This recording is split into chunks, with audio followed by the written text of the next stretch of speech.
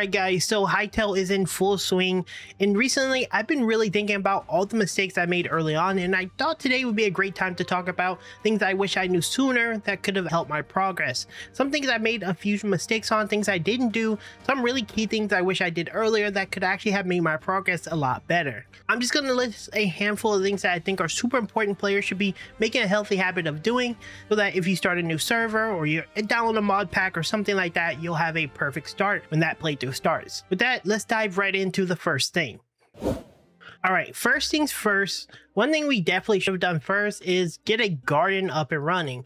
Typically when I play games, I almost never start with a garden because I just don't find farming to be that valuable. But in Hytale, farming is actually one of the best things you can do early on, and it's really easy to get started. Now the reason you want to do this is mainly access to life essence or essence of life. And what these things do are they're used for a type of currency that can be used for trades and many other things. But the main thing is you're just going to have access to buying some of the best recipes early that can really help your progress. For example, I have a recipe that makes it so I have a health boost 3 as well as health regeneration 3 on top of already getting some pretty solid duration on it, making it much longer. So whenever I'm doing caves or exploring, my food go a lot longer away. So this is super valuable. The other beautiful thing about this is you're going to have vegetables on hand, which can be used to make some of the easiest things. For example, there's vegetable skewers in the game that you can get with just a stick and just vegetables. And yeah, of course you can always just, go fight animals and get meat, which is a great option. But another great option is just having it available on hand for you,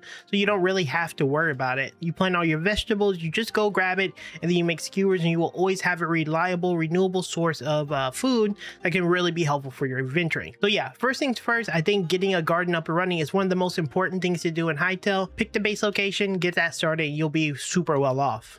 Alright, next, one of the most important things I didn't do earlier, one of the most important things I didn't research or get started was the Salvage Workbench. Now the Salvage Workbench isn't actually that difficult to get unlocked. It's actually one of the first things you unlock once you get your bench to level 2, and it's going to just cost you 6 iron ingots, some trees, and any stone, and you get this workbench up relatively easy.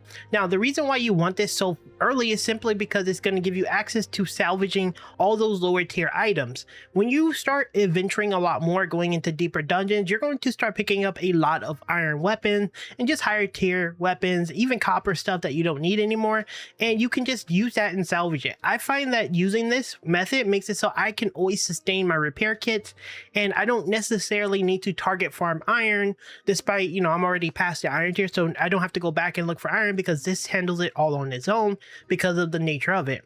So with 2026 finally here and a huge slate of games on the horizon, I find myself playing a wide variety of titles every single day. Everything from Path of Exile 2 to Dota 2 and more recently games like Hytale. And one thing is absolutely certain, servers are going to be a mess, especially if you play the way I do with a lot of friends spread all across the world. That's where this amazing app called Gear Up Booster comes into play. No matter what game I'm playing, I generally get solid ping, usually anywhere between 10 and 50 depending on the region. But the problem is no matter what, consistency is the most important, especially in a competitive game. But with Gear Up Booster, no matter the game, I'm always at a bare minimum under 30 ping. This is pretty impressive considering half the time I'm playing with my friend over in Europe. Now if you're someone who typically struggle with much higher ping, Gear Up Booster is actually designed for players dealing with poor internet infrastructure. If you normally sit around 100 ping, it's very realistic to expect sub 50 ping, and most importantly, as I mentioned earlier, stability is a real win here. Not to mention Gear Up Booster is partnered with professional players all across esports with teams like TSM, so you know it's pretty damn good. If you're ready to gear up, check the link in my pinned comment and use my code Fervor to get a free trial right now.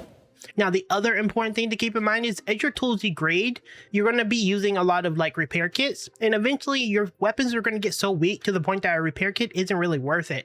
So at that point you want to actually salvage it, and when you salvage it you'll get up to 3 to I believe 4 parts. So 4 parts of iron ore is already almost enough to make a whole nother pickaxe or whatever you make at the time, and this can be easily translated to making a brand new one. So you're not really losing out destroying it because you're actually getting a good amount of refund back, and and that can just be used to build a new iron pick or whatever tool you're using and not really cost you that much. This tool is a lifesaver. Again, one of the first things you definitely should be picking up. So yeah, that was a big one I didn't do early.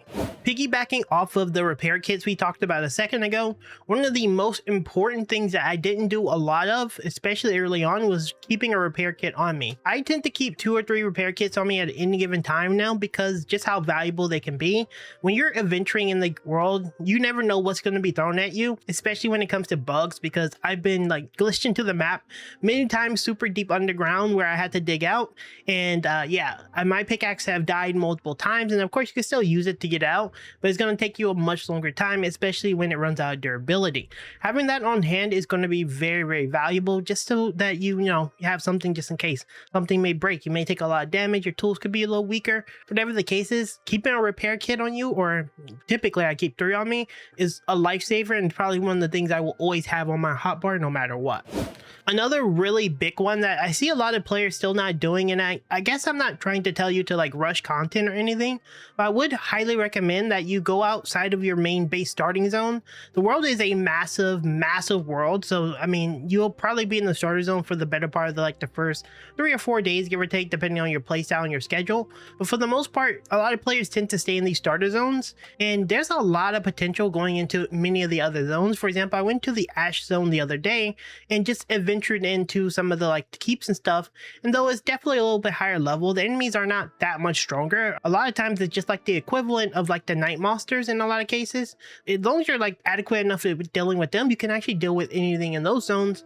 And I was able to go into one of the keeps, and I was getting really high tier iron armor, weapons, and gear that I could use for my character's progression without putting a lot of stress on my main resources. I also got access to cobalt ore as well as ingots, and a lot of the higher tier and higher rarity items that I wouldn't otherwise have gotten if I just stayed in the base zone. Again, I'm not telling you to rush through content, but if you're right next to a lava zone, go ahead and venture over there, see what the world is like. Be a little bit careful, but there's a lot of opportunity to get things, so don't be afraid to just sit inside of your base zone area. Another really big one, and this is kind of again piggybacking off of the adventure one, is setting up as many teleporters as you can as quickly as possible in those regions that you're exploring. As I said a second ago, you should generally explore and obviously try to keep a mental note of where you're going. Once you unlock the Arcanist bench, which can be a little bit hard to get, if you go into the desert region, you can actually get a lot of these parts really easy.